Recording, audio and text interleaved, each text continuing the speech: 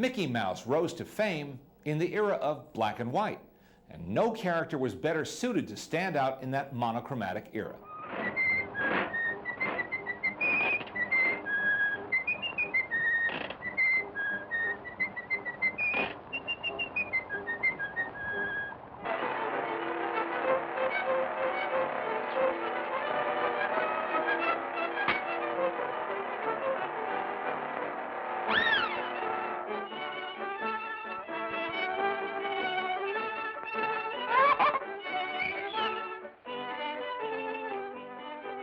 Mickey's fame was immediate and international. As he became a star of the first rank, so did his creator and alter ego, Walt Disney, who also provided Mickey's voice.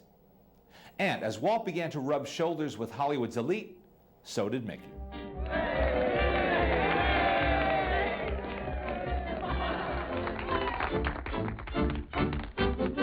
Congratulations, Mr. Mickey Mouse. Congratulations to you.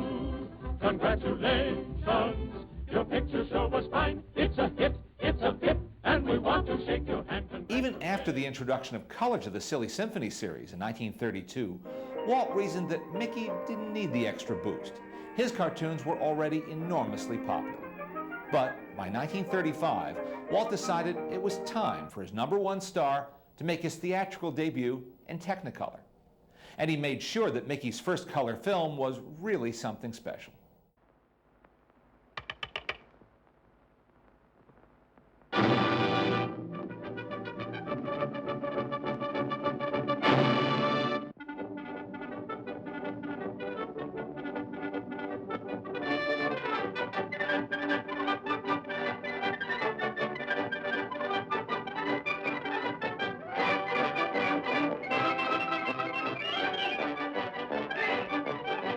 But it wasn't just color that made Mickey seem a little different than he had before. Mickey's facial design had already undergone several changes since the days of Plane Crazy. You know, even back in those good old days, it would take about 12,000 drawings to make a Mickey Mouse 6-minute short film. First we start with the circle, and then we add the ears, the big eyeballs he had. Teeth, he's got to have teeth, I suppose. So there's your classic old-time Mickey. Now, in the latter half of the 1930s, Mickey was redesigned, but every change brought with it new challenges. Even though both Mickey and his adventures were becoming more refined than they had been in the wild and woolly barnyard shorts of the early 1930s, Walt and his team occasionally returned to one freewheeling style of animation they'd pretty much left behind by then. Now, by their very nature, it's impossible for inanimate things to have life. Yet a good many years ago, we made a picture in which I think you'll find many plausibly alive objects. This picture was based on Lewis Carroll's famous book, Through the Looking Glass. We took many liberties in this film, including substituting Mickey Mouse in the role of Alice. Like Alice, Mickey Mouse found himself in a topsy-turvy land where the laws of nature were suspended and anything could happen. Here, the plausible impossible was the order of the day.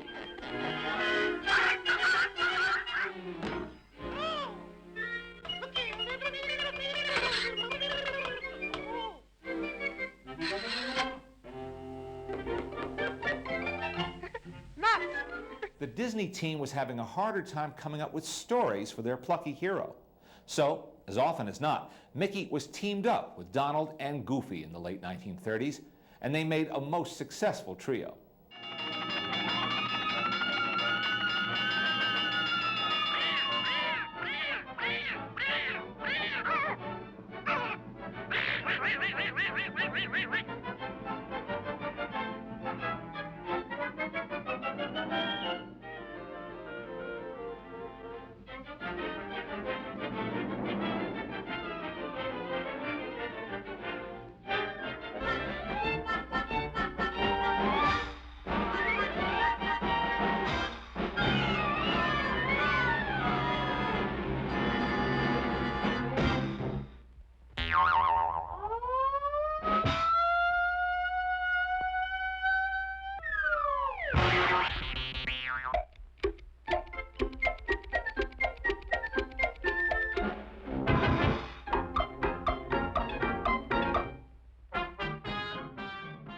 every now and then, inspiration struck, and Mickey found a vehicle that suited him to perfection.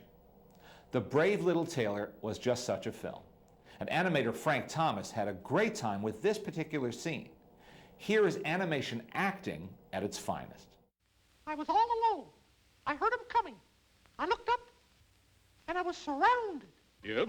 They were here, there, everywhere. A whole bunch of them. They came at me from the right, from the left, right, left, left, right. Yes, yes. Go on. They were coming closer. The fight was on. I swung and missed. I missed and swung. I swung again and again and again. They were right on top of me. And then? And then I let them have it.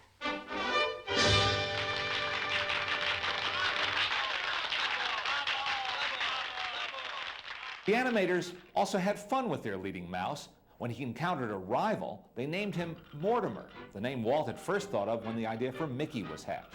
And then they designed that character to resemble Walt. It's Mortimer!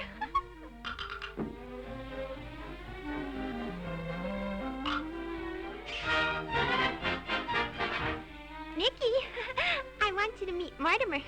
He's a perfect scream. Thank you.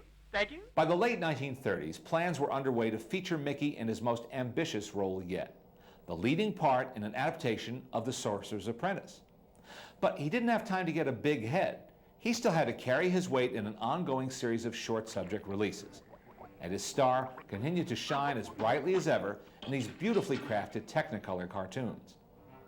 In time, Mickey would be eclipsed by his funnier, more boisterous co-stars.